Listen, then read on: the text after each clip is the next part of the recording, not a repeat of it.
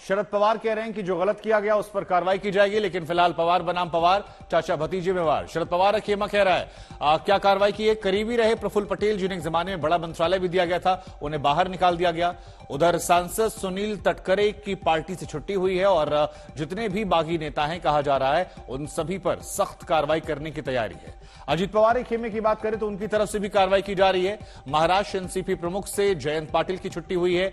इसके अलावा सुनील तटकरे महाराष्ट्र एनसीपी के प्रमुख बनाए गए हैं, साथ ही अनिल भाईदास पाटिल को चीफ विप बनाया गया है। तो अजीत पवार खेमा जो है वो भी सक्रिय है और दोनों खेमों की तरफ से दावेदारी जो है पार्टी पर वो ठोकी जा रही है।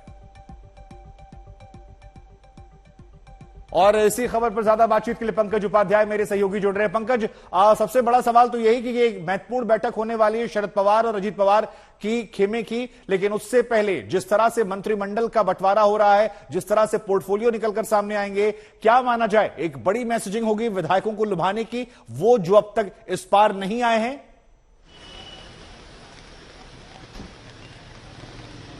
देखिए, ये बात तो तय है कि अगले 48 घंटे पावर पैक्ट होने वाले हैं महाराष्ट्र की पॉलिटिक्स में। अब सबसे बड़ा सवाल तो यही है, पोर्टफोलियो एलोकेशन कैसे होगा। अजीत पवार के लिए आज का दिन बड़ा महत्वपूर्ण है क्योंकि राज्य के उप मुख्यमंत्री बनने के बाद आज उनकी पहली कैबिनेट बैठक है जिसमें तमाम जितने नए उनके साथी थे जिन्होंने शपथ ली थी वो भी शामिल होंगे। अब ये माना जा रहा है कि कैबिनेट से पहले आज पोर्टफोलियो एलोकेशन हो सकता है। महत्वपूर्ण तो खबर यह भी है कि कल अपने निवास स्थान से निकलकर अजीत पवार, छगन भुजबल, साथ ही साथ में प्रफुल्ल पटेल और सुनील तटकरे देवेंद्र फडणवीस से मिले और उनकी कार्यकर्ताओं की पोर्टफोलियो को लेकर क्या चाहत है वो उन्होंने देवेंद्र फडणवीस के सामने रखी है। अब जो खबर सामने आ रही है उसके हिसाब से एनसीपी चाहता है कि उसको finance, energy, housing, social justice ये डिपार्टमेंट मिले। साथ ही साथ एनसीपी की चाहत तो ये भी है कि उनको 14 बर्थ्स मिले, 11 कैबिनेट बर्थ्स वो चाह रहे हैं, लेकिन बीजेपी के सूत्र बता रहे हैं कि शायद बीजेपी 9 कैबिनेट बर्थ्स और 3 मिनिस्टर ऑफ स्टेट देने को फिलहाल तैयार हुई है। अब देखिए, इसमें से फाइनेंस, एनर्जी और हाउसिंग भारतीय जनता पार्टी के पास है, सोशल जस्टिस इस वक्त एकनाथ शिंदे के पास है, वाटर रिसोर्सेज भी भारतीय जनता पार्टी के पास है। यानी कॉम्प्रोमाइज की राजनीति तो अब शुरू करनी ही पड़ेगी।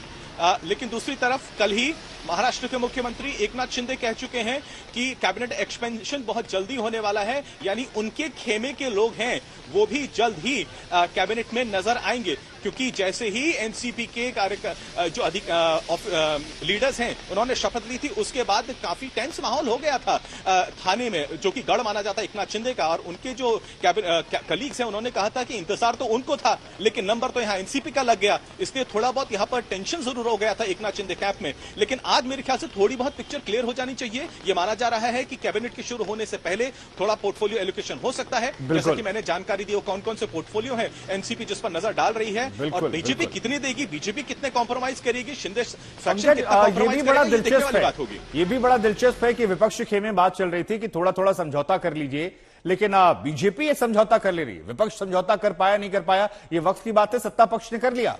आपके पास हम लौटेंगे, आपको बताएंगे। लेकिन फिलहाल महाराष्ट्र में बैठकों का दौर चल रहा है।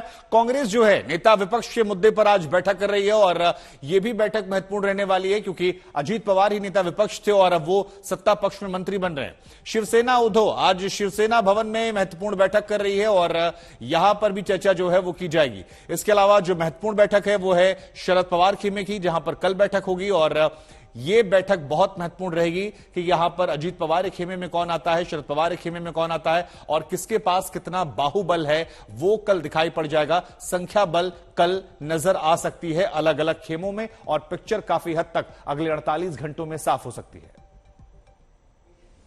महाराष्ट्र विधानसभा के जो संसदीय हमारी विधिमंडल जो पार्टी है, इसके नेता श्री अजीत पवार चुने गए हैं और उसके साथ साथ क्योंकि ये नियुक्ति पार्टी करती है और पार्टी के नाते मैंने विधानसभा के अध्यक्ष को पत्र द्वारा सूचित किया है।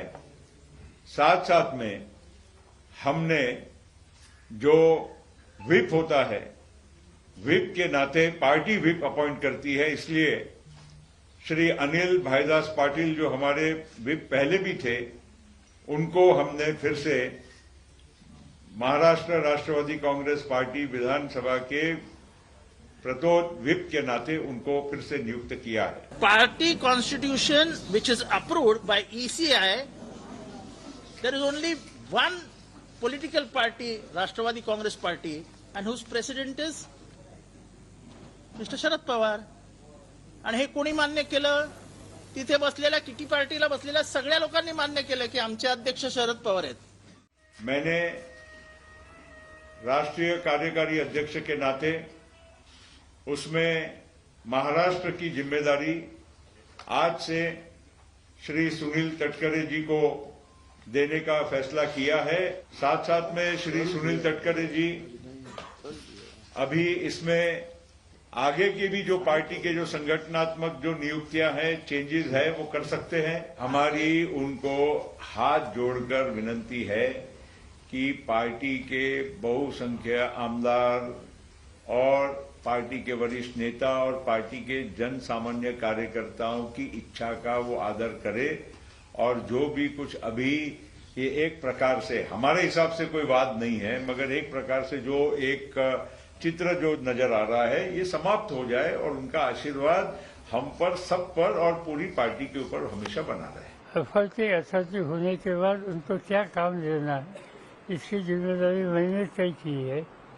वो लाइन छोड़कर कुछ काम उन्होंने गलत किया, अलग किया, तो इस पद पर उनका रहने का अधिकार होता है। प्रफुल्ल पटेल इन्होंने आज तक से बात करते हुए आज सुबह कहा है कि एमएलए एनसीपी की कोशिश कर रहे थे आप लोग को मनाने के लिए कि बीजेपी के साथ जाना चाहिए, पर आप माने नहीं। मुझसे किसी बात नहीं की, प्रफुल्ल पटेल छोड़कर।